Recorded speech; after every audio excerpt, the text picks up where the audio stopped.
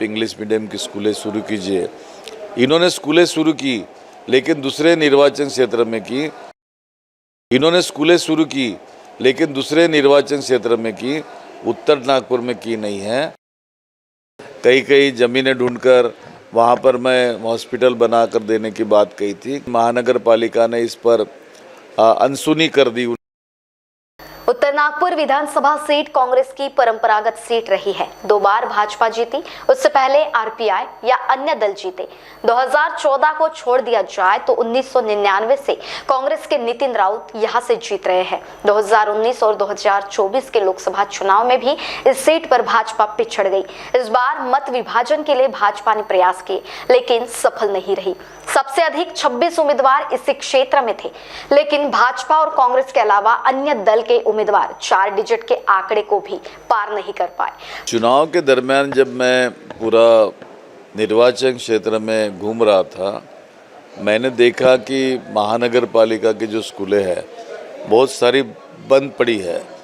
और मुझे याद है कि जब मैं गार्डियन मिनिस्टर था, पालक मंत्री था, तब मैंने महानगर पालिका को कहा था कि हर निर्वाचन क्षेत्र में आप इंग्लिश मीडियम की स्कूलें शुरू कीजिए। इन्होंने स्कूलें शुरू की लेकिन दूसरे निर्वाचन क्षेत्र में की, उत्तर नागपुर में की नहीं है, तो उस पर यहाँ पर काम करने की आवश्यकता है। साथ में स्लम्स के लिए अर्बन पब्लिक हेल्थ सेंटर्स बनते हैं शहरी इलाके में, शहरी आरोग्य केंद्र कहते हैं उसको, तो उसकी भी कमतरता बड़े पैमाने पे उत्तर नागपुर में नज़र आई है। बहुत सारे इलाकों में उसकी आवश्यकता है। कई मैंने इनको उसके लिए भवन देने की तैयारी दिखाई थी। कई ज़मीनें ढूंढकर वहाँ पर मैं हॉस्पिटल बना कर देने की बात कही थी। महानगर पालिका के पास मैंने प्रपोजल्स भेजे हैं, लेकिन महानगर पालिका ने इस पर अनसुनी कर दी। उन्होंने विशेष ध्यान दिया नहीं, तो उस पर भी काम करने की आवश्यकता है। साथ में अगर आप देखते होंगे कि सड़कों पर हम जब उत्तर नागपुर में घूमते हैं, अंधेरा तो होता ही है, लेकिन साथ साथ फुटपाथों पे कई जगह पर दुकानें लगते हैं स्ट्रीट फूड्स के, और लोगों को जाने आने के लिए रास्ता नहीं होता। तो इन वेंडर्स के भी लिए कुछ ना कुछ हमको करने की आवश्यकता है। बिजनेस तो करने का मौका हर किसी को देना चाहिए, क्योंकि बेरोज़गारी बड़े पैमाने पे बढ़ी है। जब सरकारी रोज़गार नहीं मिलता तो अनऑर्गेनाइज रोज़गार के लिए हमको रास्ता खोलना पड़ता, तो वो मदद तो होनी चाहिए और उसके लिए कुछ करने की कोशिश करेंगे। साथ में मैंने देखा कि जो बसेस चलती है महानगर पालिका की सिटी बस, वो सिटी बस के लिए कोई स्थानक ही नहीं है ढंग के यहाँ पर, और वो ना होने से सड़कों पर ही बसेस खड़ी रहती है और उससे यातायात में भी काफ़ी तकलीफ़ें जाती है। तो ये तमाम मुद्दों पर गौर करने की आवश्यकता है और हमने करना चाहिए। उसके लिए मैं पहल किए बगैर रहूँगा नहीं और करूँगा उसके लिए। नहीं, मैं सबसे पहले तो उत्तर नागपुर की समस्त जनता को धन्यवाद देना चाहूँगा कि उन्होंने जो प्यार मुझ पे बरसाया है, जो विश्वास मुझ पे डाला है, जिसके वजह से मैं ये चीज़ चुनाव में कामयाब हुआ हूँ, उसके लिए उनका मनपूर्वक आभार व्यक्त करता हूँ। सवाल जब विकास का आता है तो विकास ये ज़मीन से जुड़ा हुआ होता है, और ज़मीन से जो मांगे आती है उस मांगों को हमको करना पड़ता है।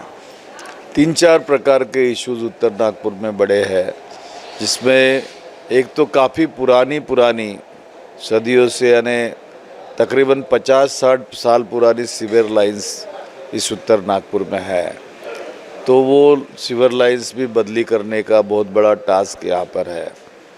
फिर यहाँ स्लम के पट्टे हैं, नजुल के पट्टे हैं, माडा के पट्टे हैं, आपके सुधार प्रन्यास के पट्टे हैं, और कई पट्टों का यहाँ पे वितरण करना भी बहुत ज़रूरी है।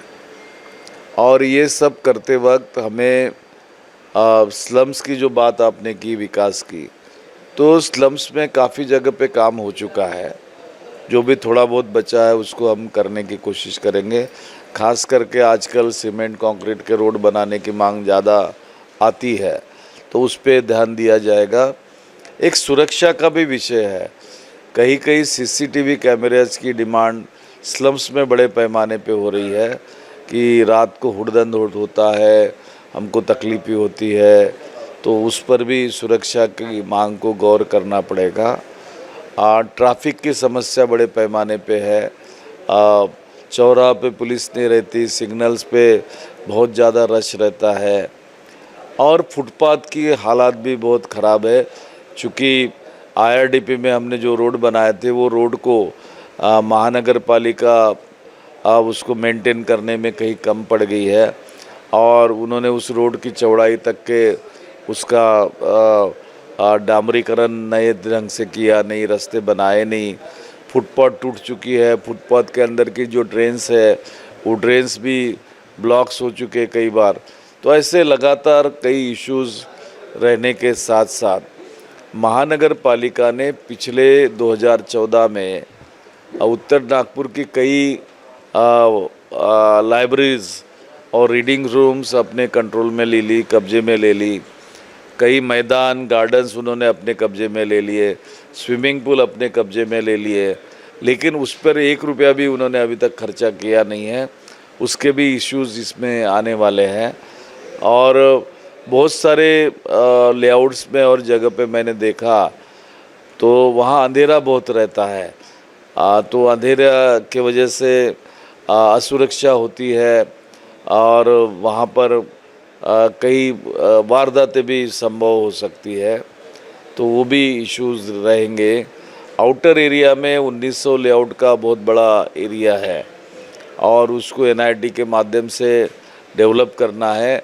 NIT का पिछला कार्यकाल आपने देखा होगा कि उत्तर नागपुर का पैसा उन्होंने बड़े पैमाने पे दूसरे कॉन्स्टिट्यूंसीज में लेकर गए थे और यहाँ का डेवलपमेंट नहीं किया, तो अब की बार उस पर भी हमें ध्यान देना पड़ेगा। इन ऑल ये सब काम करते वक्त कुछ बड़े प्रोजेक्ट्स जो है जैसा कि स्पोर्ट्स डेवलपमेंट के काम का अंजाम देना है या लाइब्रेरीज़ के काम को अंजाम देना है, साथ में सीनियर सिटीजन सेंटर्स है उसको अंजाम देना है, तो ऐसे कई काम हैं जो करने की आवश्यकता है यहाँ पर और हम उसको आने वाले इस 5 साल में पूरा करने की कोशिश करेंगे। कुछ बातें होती है ऐसी कि जिस पर गौर करना आवश्यक है। जिस ढंग से यहाँ पर सुनामी आई है, हमको हमारा आत्मचिंतन करने की आवश्यकता मुझे महसूस हो रही है और हमने अपना आत्मचिंतन करना चाहिए। इस मत का मैं हूँ। क्यों हम इतने बुरे हालात में आए। हार जीत तो समझ सकते हैं, लेकिन इतनी बुरी तरीके से होना निस्संदेह कहीं तो भी संगठन की कमी है, कहीं तो भी हमारे नियोजन की कमी है और वो कमियों को हम समझकर उसको दूर करने का ज़रूर प्रयास करेंगे। क्या लाडली बहन योजना का इस चुनाव में कोई असर दिखाई दिया, ऐसा लगता है? जहाँ तक मुझे लगता है कि लाडली बहना से ज़्यादा यहाँ पर जो 9% मतदान लोकसभा और विधानसभा चुनाव के दरमियान भारतीय जनता पार्टी ने बढ़ाया, उसका परिणाम यहाँ ज़्यादा नज़र आ रहा है मुझे, क्योंकि उसमें का 5% पोलिंग हो चुका है, जिसके वजह से परिणाम पे उसका फ़र्क पड़ा है। ये भी देखना है कि इसमें बोगस मतदान कितना था और उसके वजह से क्या होगा है। लाडली बहना एक स्कीम, उसका भी कुछ जगह पर असर ज़रूर होगा, लेकिन कुछ जगह पर वो लेबर डिपार्टमेंट के माध्यम से जो बर्तन बांटे गए थे उसका भी असर होगा। उसके बारे में भी इसे समझने की आवश्यकता है और मैं समझता हूँ कि जिस प्रकार से चुनाव आयोग काम कर रहा, चुनाव आयोग ने एक चीज़ करने की आवश्यकता है कि चुनाव के ठीक 2 महीना पहले इस प्रकार की जो स्कीमें लाकर सरकारें बनाई जाती है, एक प्रकार से भ्रष्टाचार का ही तरीका होता है, तो उस पर चुनाव आयोग ने निर्णय लेने की आवश्यकता है और तो उसके लिए भी हम इसकी कोशिश करेंगे। राउत साहब, एक आखिरी सवाल।